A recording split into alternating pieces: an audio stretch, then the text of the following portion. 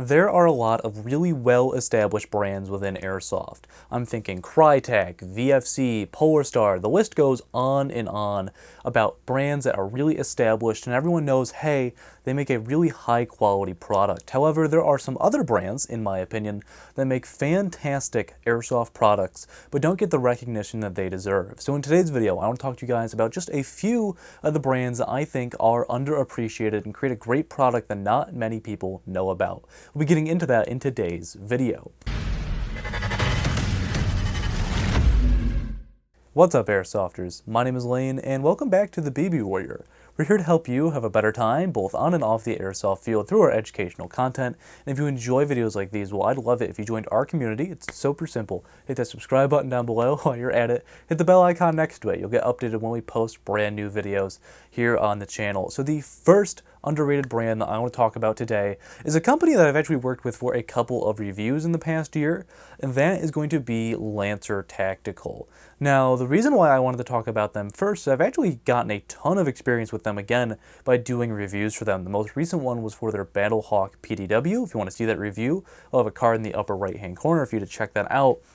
But over the years, Lancer Tactical has definitely, they market themselves as kind of that beginner to intermediate, but they make some fantastic guns. And one of the things that I noticed when I first started reviewing their guns, they shot like GMPs. And, that's really fantastic for these guns that they market as, under $200. They perform fantastically. Most of them are going to have metal bodies nowadays. They're going to have rotary hop-ups. They're going to be wired to Deans, which is something I think that the industry should adopt as a whole. But overall, Lancer Tactical has put out some fantastic products at really a price point that is unbeatable for the quality that they turn out. Now, the second company that I want to talk about today is going to be Redline Airsoft. If you're unfamiliar with Redline, they make fantastic HPA engines. They also make regulators, and I believe they were the first people to come up with the airstock concept. What I really like about Redline is that their products are not only incredibly affordable, I believe they have the most affordable engine on the market at the moment if you're looking for a cylinder replacement for your standard like M4 or AK style of airsoft gun. Their products are just neat in my opinion. So I'm going to talk about the SRM, the Hurricane I believe it's called.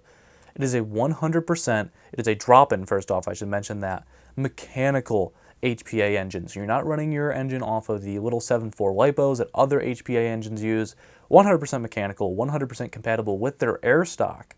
So for those of you guys who don't like HPA because you have to deal with the line and everything like that, get an air stock. If you're one of those guys that runs a gas blowback and you don't want to have to worry about your battery, get the SRM. You not only have a HPA-powered airsoft gun, so you're going to be getting that efficiency that you could expect from Redline. You're also going to get that shot-to-shot placement that you can expect from an HPA airsoft gun. They're very consistent.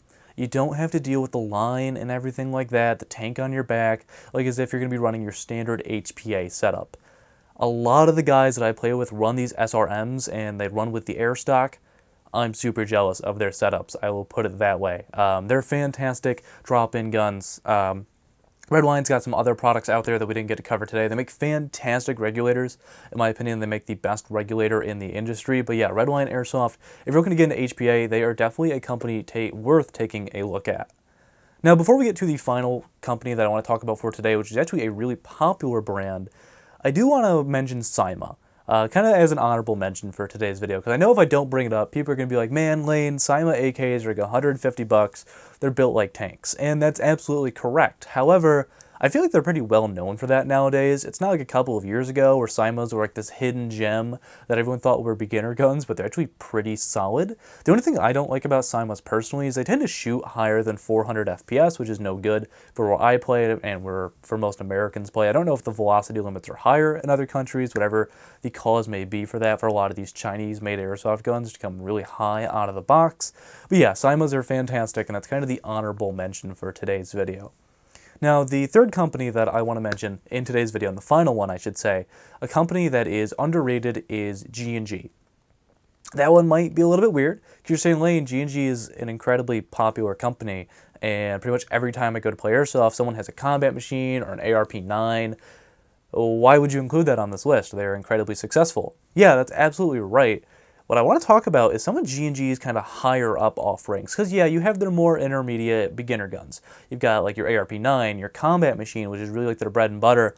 Some of their really high-end stuff, especially their historical stuff, is beautiful. The example that comes to mind is not only like their World War II stuff, you know, they're making Car 98s, Springfields, things like that. Their G&G SR25 is one of the most beautiful AEGs I have ever seen, with a mech box to match it. A lot of their, I believe they call them their top tech line, that could be a little bit outdated term, I could be wrong there, are fantastic. So if you're looking at great airsoft guns, you know, once you're starting to get above that like 250 range, G&G offers a lot, and man, do they have some variety. They are the only company in airsoft that's making an AK-5C. And if you're like me and you loved the game Battlefield 4, well, you have a little bit of a sweet spot for that gun. I also love Swedish airsoft kits as well. So yeah, G&G is one of those companies that I think like everybody knows them for their kind of like bread and butter. The ARP9, the combat machine, if you're a little bit older player like myself, for those who are like everywhere.